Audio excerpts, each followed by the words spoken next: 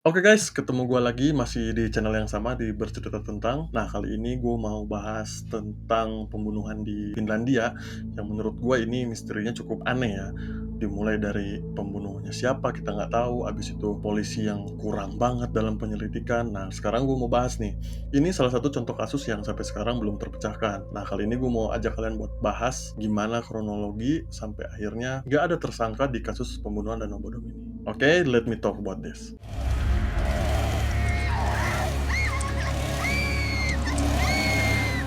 Bondo Minjarvi, sorry nih kalau gue salah spelling ya, itu bahasa Finlandia yang berarti Danau Bodom. Nah, Danau Bodom ini adalah salah satu danau yang ada di Finlandia. Letaknya itu 22 kilometer sebelah barat ibu kota, yaitu Helsinki. Danau ini memiliki luas sekitar 3 kilometer persegi dan kedalaman hingga 23 meter.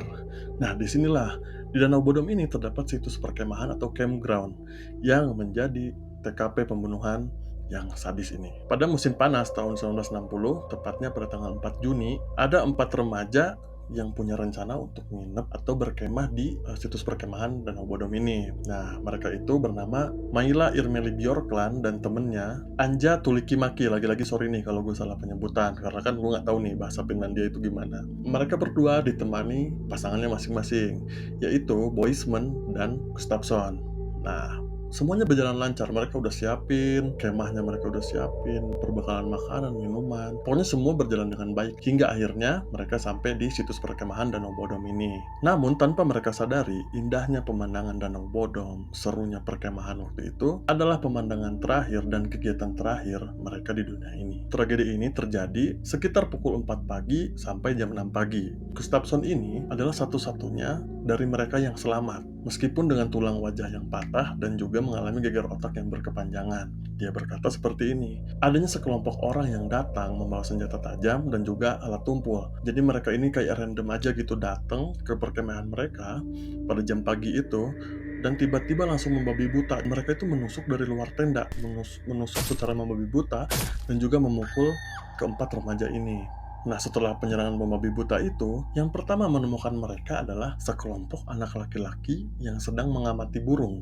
Mungkin kayak komunitas burung gitu ya, lagi nyari burung atau lagi berburu, kita juga nggak tahu. Mereka mengklaim bahwa mereka menemukan Boisman dan Maki itu udah tewas di dalam tenda, sedangkan Bjorkland dan Gustafsson berada di luar tenda. Mereka juga mengklaim bahwa Bjorkland ini adalah korban yang paling parah. Jadi Bjorkland ini ditemukan di sebelah Gustafsson yang tidak sadarkan diri dengan setengah telanjang. Jadi dari perut ke bawah itu udah tanpa busana gitu guys. Dan disinyalir kalau si Bjorkland ini setelah dia mati ditikam, Bjorkland ini masih menerima tikaman-tikaman lanjutan. Dan para sekelompok pengamat burung ini juga mengatakan kepada kepolisian bahwa mereka melihat seorang laki-laki pirang yang meninggalkan TKP tersebut. Jadi mereka udah lihat tuh, tiba-tiba mereka pergi gitu aja, nggak tahu mau ngelaporin ke siapa atau memang cuek aja gitu.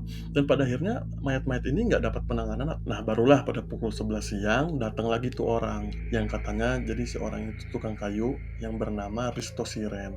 Nah, serentak Risto ini langsung melapor ke polisi. Ketika polisi datang, jadi mayat-mayat ini udah mati atau udah meninggal sekitar 6 jam. Jadi udah 6 jam dibiarin baru datang ke kepolisian setempat. Ketika polisi datang, polisi ini mengklaim bahwa tempat kejadian perkara ini sulit buat dianalisa. Nggak tahu kenapa alasannya, jadi menurut polisi banyak beberapa barang yang hilang tapi aneh gitu. Dan itu menambah lapisan misteri tentang kejadian ini. Contohnya nih, kunci motor hilang tapi motornya ada. Dan juga sepasang sepatu Gustafsson yang satu-satunya selamat dari pembunuhan itu hilang dan ditemukan sekitar 1 mil dari campground. Berarti mungkin sekitar 1,3 kilometer lah dari campground, dan itu menurut polisi aneh. Dan juga ada keanehan lain nih. Jadi, ketika polisi datang itu dia cuma mengevakuasi korban buat dibawa dan diotopsi. Dan keanehan lainnya, polisi itu cuma datang buat mengevakuasi mayat-mayat si korban tersebut. Jadi dia datang cuma ngebawa mayat itu buat diotopsi nantinya. Sedangkan TKP atau tempat kejadian pembunuhan itu, polisi tuh nggak nutup secara rapat gitu, jadi areanya masih terbuka. Nah, warga-warga sekitar dan juga orang-orang yang pengen tahu tuh jadi berdatangan. Otomatis tempat kejadian tersebut terkontaminasi dengan barang baru mungkin bawaan dari orang-orang luar atau mungkin adanya barang-barang di TKP yang hilang. Nah, dalam upaya memperbaiki kesalahan penyelidikan tersebut, akhirnya polisi meminta bantuan militer setempat. Tapi alih-alih ngebantu ini, yang tadinya mau ngebantu buat penyelidikan, malah menginjak-injak tanah tempat kejadian lebih jauh. Akhirnya ya semakin terkontaminasi, dan imbasnya beberapa bukti kunci nggak bisa ditemukan pada kejadian ini. Meski kurangnya bukti dalam penyelidikan nih, tadi kan yang kita sinyalir itu jadi bukti kunci itu kan kita nggak dapet tuh kata polisinya. Tapi anehnya, polisi tetap mengeluarkan statement terduga tersangka. Jadi polisi itu punya report terduga tersangka. Menurut catatan, polisi itu udah ngantongin beberapa nama. Pada kasus ini, polisi mengeluarkan 2 terduga tersangka. Tersangka pertama itu bernama Carl Valdemar Gilstrom. Nah, jadi si Gilstrom ini, kita panggil Gilstrom aja ya. Gilstrom ini tuh, jadi dia tuh pemilik kios di dekat campground situ. Jadi kayak kalau misalnya di situs perkemahan kan pasti ada tuh warung-warung tuh, kayak warung-warung jual mie rebus, mie instan dan lain-lain gitu. Nah, si Gilstrom ini diduga tersangka karena apa? Karena keterbelakangan mentalnya. Jadi warga-warga sekitar itu mengklaim bahwa Gilstrom ini mempunyai gangguan kesehatan mental. Jadi menurut warga sekitar, si Gilstrom ini kadang terlihat melempari pengunjung, kadang ngerubuhin tenda tiba-tiba dan tanpa alasan apapun karena si Gilstrom ini memang memiliki keterbelakangan mental. Dan polisi akhirnya menjadikan dia terduga tersangka. Kepolisian langsung manggil tuh si Gilstrom, langsung diinterogasi dan lain-lain. Dan ini berjalan 9 tahun. Jadi 9 tahun lamanya mereka menyelidiki si Gilstrom. Tapi pada akhirnya nama si Gilstrom ini dicoret dari terduga tersangka. Karena apa? Karena 9 tahun kemudian setelah tragedi maut ini, si Gilstrom ini ditemukan tewas di Danau Bodom tersebut. Disinyalir kalau si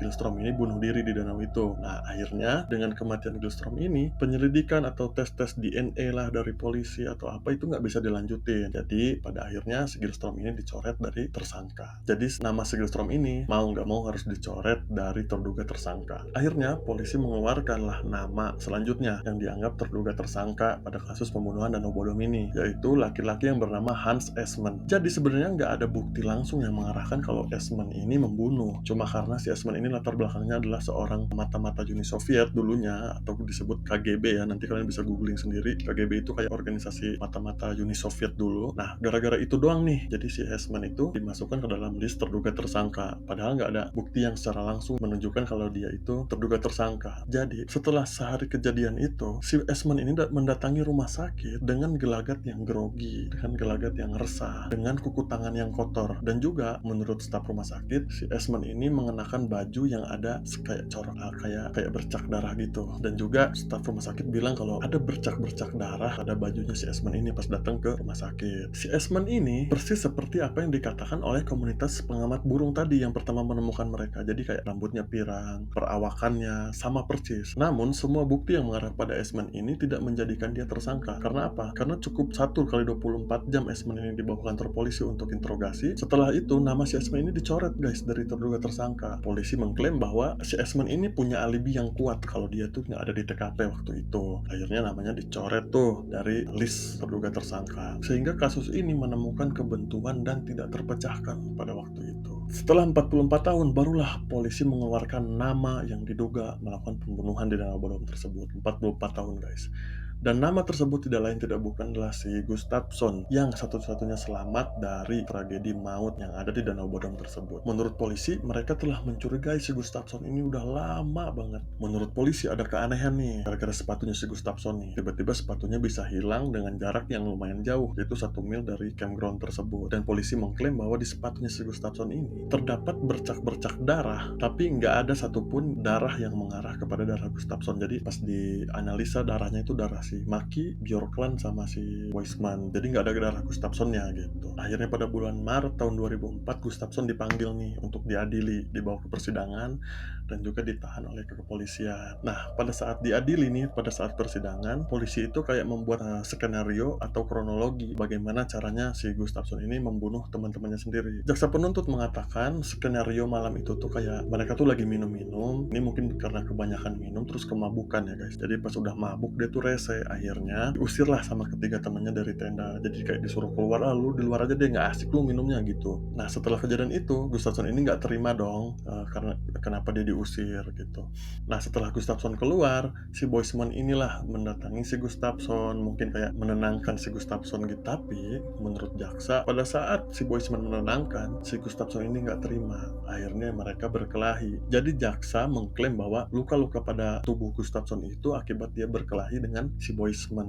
Nah, jaksa juga mengatakan setelah perkelahian itu, si Gustafsson ini nggak terima nih, masih emosi. Akhirnya dia membawa senjata tajam, langsung membunuh semuanya. Jaksa mengatakan setelah perkelahian itu, si Gustafsson ini dia nggak terima tuh guys. Jadi dia langsung bawa senjata tajam, kayak pisau gitu, akhirnya dia menikam ketiga teman-temannya. Namun, meskipun terdengar masuk akal nih statement dari jaksa penuntut bahwa kejadian seperti itu, tapi semua statement itu langsung dibantah guys oleh pengacaranya si Gustafsson ini. Pengacaranya bilang gini, kalau misalnya memang ia ada perkelahian, menurut pengacaranya Gustafsson ini nggak akan kuat untuk membunuh ketiga orang itu secara membabi buta. Mungkin maksudnya udah lemes lah, udah lemes abis berantem, ya mungkin dia langsung nusuk-nusuk. Itu menurut pengacara Gustafsson dia terlalu terluka buat menjadi pembunuh yang membabi buta pagi itu. Nah, pernyataan dari pengacara itulah yang membuat si Gustafsson ini akhirnya dinyatakan tidak bersalah guys. Dan juga didukung oleh staf rumah sakit yang waktu itu meriksa Gustafsson. Jadi staf rumah sakit bilang kalau luka-luka yang ada pada Gustafsson itu benar-benaran luka asli gitu. Jadi nggak dibuat-buat, tusukannya atau patahnya tulang wajah atau geger otak yang berkepanjangan itu tuh asli guys ya, jadi nggak dibuat-buat. Dan itu mendukunglah statement pengacara dari si Gustafsson. Pembelaan tersebutlah yang akhirnya mengeluarkan Gustafsson dari list tersangka. Dan akhirnya setelah 1 tahun di penjara dan mengalami beberapa persidangan, Gustafsson ini dibebaskan begitu aja. Meskipun polisi itu masih kekeh gitu, kayak masih curiga sama kayaknya si Gustafsson deh pembunuhnya. Tapi ya apa daya, karena bukti kunci dan jeleknya penyelidikan, akhirnya nggak ada lagi tersangka setelah itu. Dan akhirnya kejadian ini menjadi kasus yang terlama dan tragis di negara Finlandia. Nah, menurut kalian apa sih yang sebenarnya terjadi pada kasus ini? Kalau misalnya kalian tahu bagaimana perkembangan kasus ini, silahkan tulis di komentar ya, atau nanti kita diskusiin lagi. Sorry kalau ada cerita yang kelewat, gue pamit.